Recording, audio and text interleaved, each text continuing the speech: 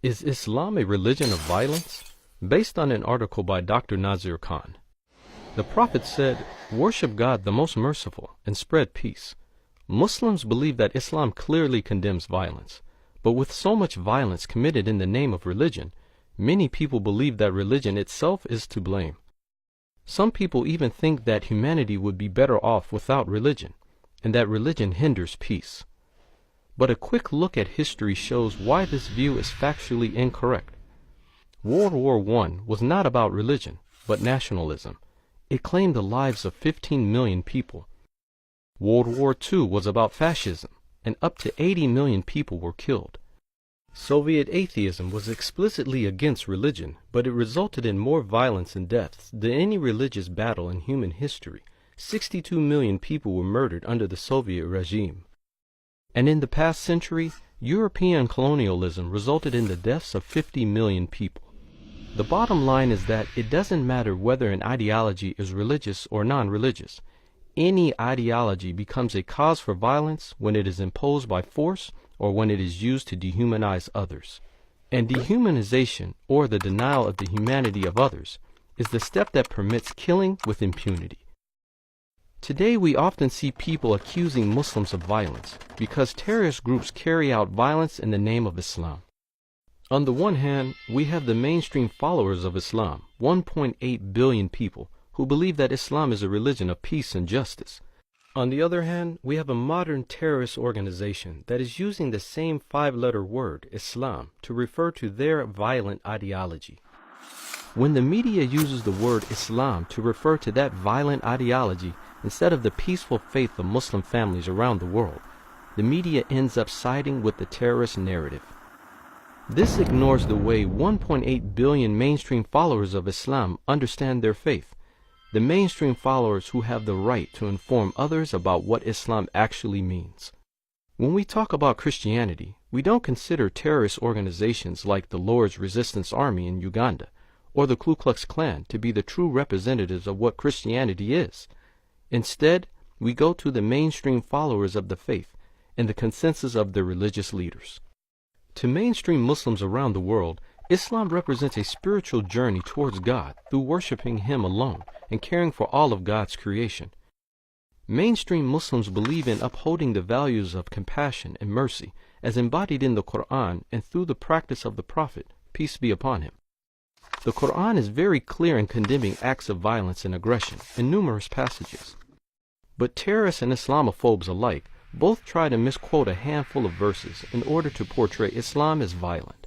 For example, chapter 2, verse 191 is the most frequently misquoted Quranic passage. It is argued that the Quran says, "Kill them wherever you find them." But look at the verses immediately before and after. "Fight in the cause of God those who fight you, and do not commit aggression. Verily, God does not love those who transgress. So kill them, that is your attackers, wherever you find them, and drive them out from where they have driven you out. But if they cease in fighting, then let there be no hostility except against the oppressors." All of a sudden, it becomes crystal clear that this phrase is referring only to those waging war against you.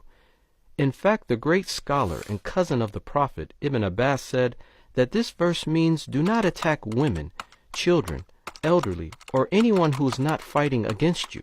Sounds exactly like the kind of statement terrorists and Islamophobes will conveniently ignore. Terrorists who use Islam to further their agenda completely disregard any textual and historical context, ignore reputable Islamic scholars, consistently cherry-pick portions of verses to suit their agenda, and even violate the literal command of other explicit texts in the Quran, like the verse, "There is no compulsion in religion." So the terrorists have constructed their own violent ideology they call Islam, but it actually goes against everything that you find in the sources of real Islam, the Holy Quran, and the teachings of the Prophet. The trouble is, the media and many politicians parrot the terrorist narrative by referring to violent criminal groups as radical Islamists, Islamic extremists, and Islamic terrorists. The result, whenever anyone sees a terrorist attack, the one common word everyone instantly thinks of is Islam. Most people agree that the vast majority of the 1.8 billion Muslims are not causing violence. But by using the same word that describes the faith of these 1.8 billion people, they end up lumping them into the same group as the terrorists. So, is Islam a religion of violence? Here are two important conclusions. Number one, Islam categorically denounces violence. The real Islam found in the Quran and the teachings of the Prophet is the same Islam followed by a global faith community of 1.8 billion people who uphold the values of compassion and justice, as we find in numerous verses of the Quran and sayings of the Prophet. It is not the Islam of terrorists. Terrorists manipulate and exploit the religion to serve their own agenda. Even though they use the same word, Islam, they are referring to something completely different, which contradicts everything that mainstream Islam stands for. And number two, religion does not beget violence. Violent movements use whatever ideology they can to further their agenda, whether it's religious or non-religious, including nationalism, fascism, white supremacism, and communism. Any ideology can become an ideology of violence if people use it to dehumanize others. It is ideologies of dehumanization that encourage violence, whereas the Islamic faith of 1.8 billion people around the world preaches peace and compassion.